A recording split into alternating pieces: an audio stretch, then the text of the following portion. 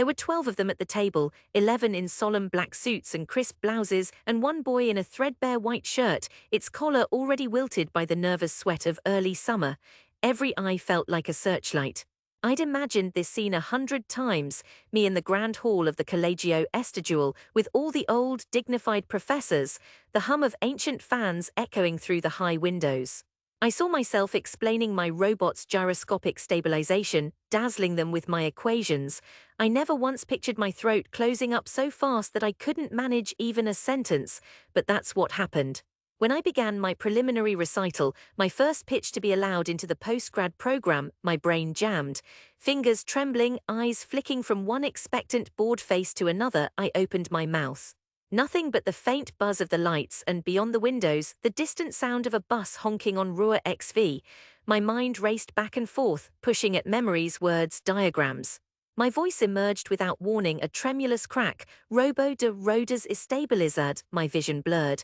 Papers shook in my hand like rags in the wind. Dr. Catarino, the head of the jury, cleared his throat so sharply it sounded like a reprimand.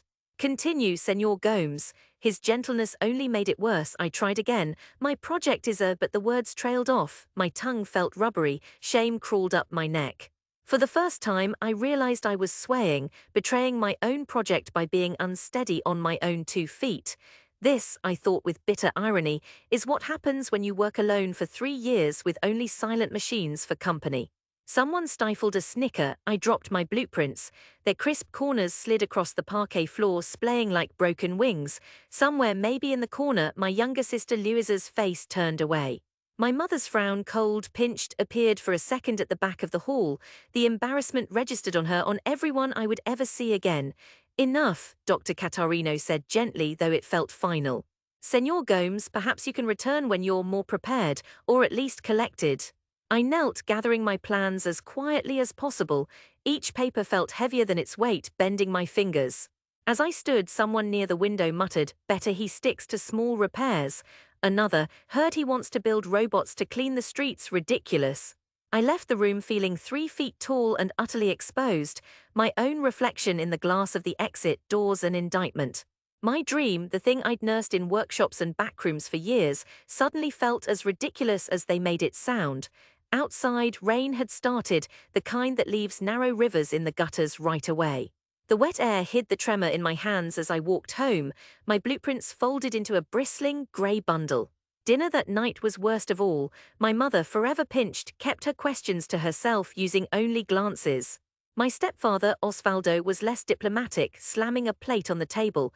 "You realize how hard it is to make a living with your silly inventions, nay?" He pushed rice around his mouth, chewing as if to grind his words down.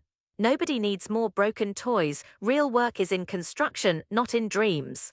Louisa tucked her hair behind her ears, her fork frozen. I tried to catch her eye, but she looked instead out the window. I wanted to say something. That the problem had been nerves, not the idea. That robotics was the future, that even in Curitiba automation would change everything. But the words clumped in my mouth. Osvaldo grumbled on, making a show of his calloused hands. "If you just stick to mechanics, you'd have a real job by now. No one in this house ever played with robots. We worked." My mother's sigh was a slow puncture in my chest. "Enough, both of you, eat." No one believed in my projects. Not after today, not even me. The next few weeks were silent. I tried working on my designs in secret, but it felt hopeless. Components spread out across my desk like bones waiting for attention, but as soon as I reached for a screwdriver, Osvaldo's voice would break through. Again with the toys, even Louisa seemed distant. I started taking odd repair jobs, fixing old microwaves, rewiring ceiling fans for the neighbors. Word spread that Bruno Gomes, the robot kid, had failed where it counted. Boys I'd grown up with, now working construction or as cashiers, would nudge each other as I passed. "Going to build us an automatic shovel?" They'd laugh. That strung more than anything, the sense that everyone saw me as a punchline. I became a ghost at home, saving every real thought for the nighttime, sketching new balancing routines and chassis ideas under the thin blue of my desk lamp.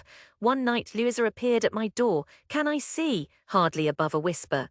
I shrugged. "It's junk, no point." She sat on my bed anyway, hugging her knees. For a moment I thought she'd leave, but she stayed, following the movements of my hands as I shaped plastic and copper wire into improbable forms. Will it ever work? She asked soft. I don't know, I admitted, but I can't stop thinking about it. She reached over, squeezed my hand. Then you shouldn't stop, that was all. She went back to her room. But it was the smallest glow in months. I did stop for a while. My mother kept the pressure up. Bills, groceries, more bills. Your cousin Silvio can get you in at the dealership, she insisted. For 6 months I woke before dawn, slumped under fluorescent lights, fixing sedans whose engines had only ever known repetition, no beauty, no future. After 3 years my dreams became ghosts themselves.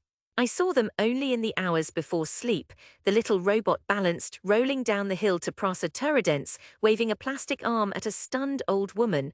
I'd jolt awake, heart aching for something I barely remembered wanting.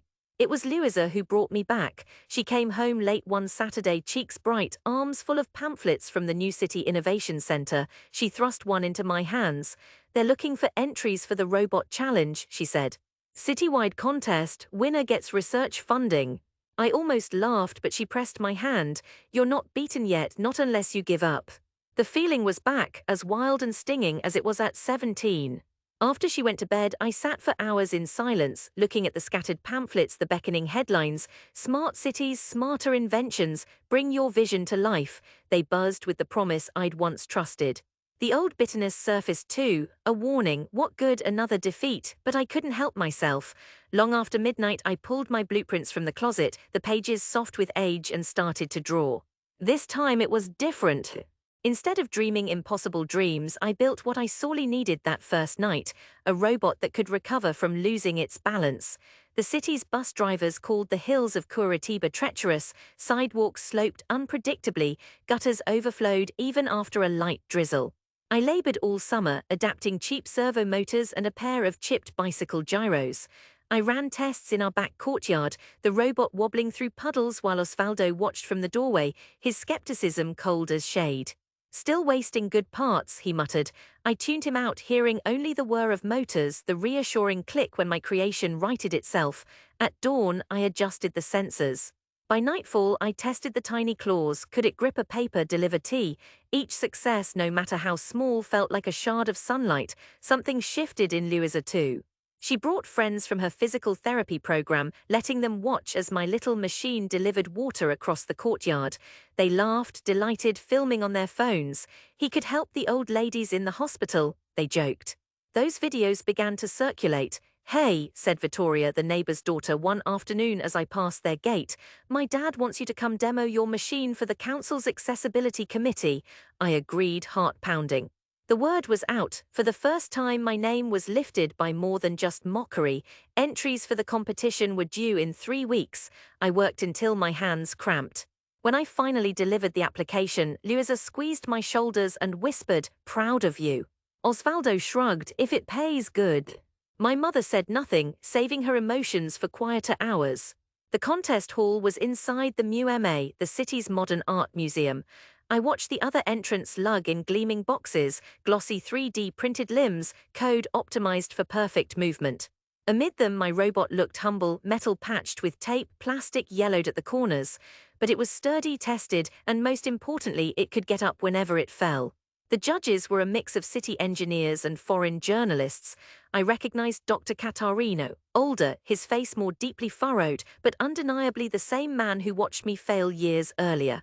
He gave no sign of recognition. I started my presentation with trembling hands, calling out the features, the improvements, pointing to the video of my robot ascending the roughest ramp near Praça do Japão. The hall was silent except for my voice, steadier than I remembered. When the demonstration began, my machine sputtered, but as it hit a divot and half collapsed, a hush fell. Then right on cue, it extended its gyros, shifted its weight with a click and rose. It tottered, righted itself and continued on. Even the skeptics in the crowd leaned forward. After 9 minutes, the full duration, my robot completed its run. For an instant, no one spoke. Then the applause built, hesitant at first, then full. Vittoria's father clapped with both hands above his head. Louisa shouted my name, fierce and proud.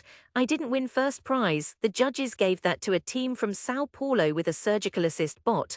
But second prize was a grant, enough for 6 months of dedicated work and a slot in the Municipal Innovation Lab.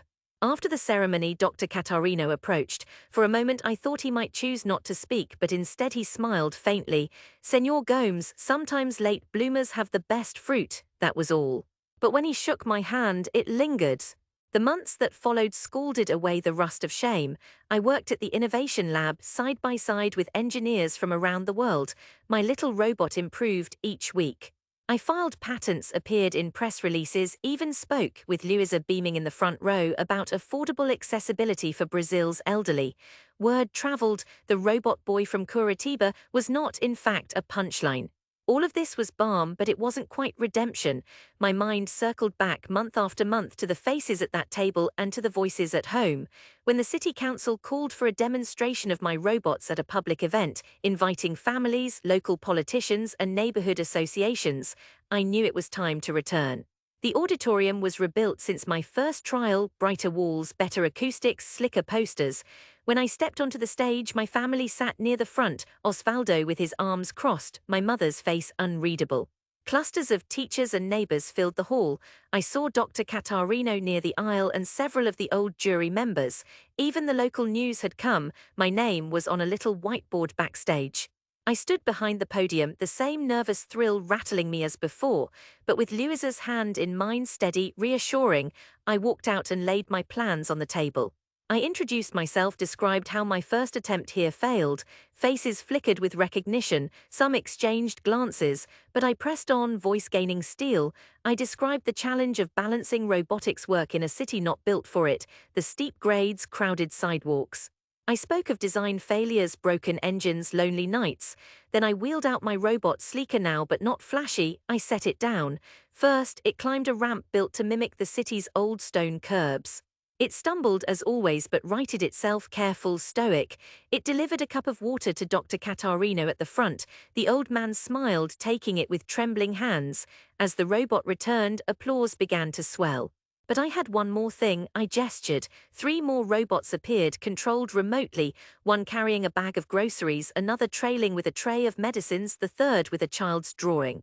They circled to different groups in the audience, delivering each item to a neighbor who'd once derided my wasted time, to the old teacher who'd muttered ridiculous, to Osvaldo, whose mouth was now open.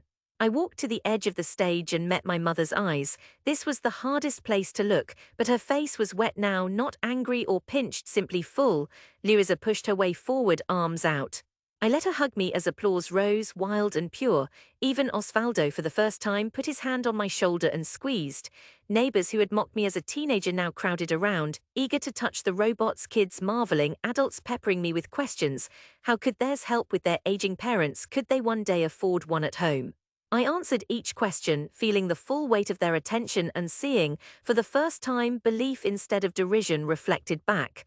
Later, as the room thinned, Dr. Catarino handed me a letter of invitation to co-teach a workshop at the college. "No one here will ever call it ridiculous again," he said simply. As dusk fell outside, the auditorium doors swung open onto the city, golden roofs, the scent of rain. I stepped into the street myself at last, oh yes, changed by the scars and the struggle, but no longer carrying them as a burden. Luisa fell behind for a moment, pulled her phone out to film as our robots trundled beside me. "Come on," she called, "everyone's waiting for you at home." I walked forward lighter than I'd ever been, the applause still ringing in my ears. Not for the victory, not for the prizes, but for having shown at last that it was never ridiculous, just unfinished. And because I had come back, steel and tenderness both, to the place it all began.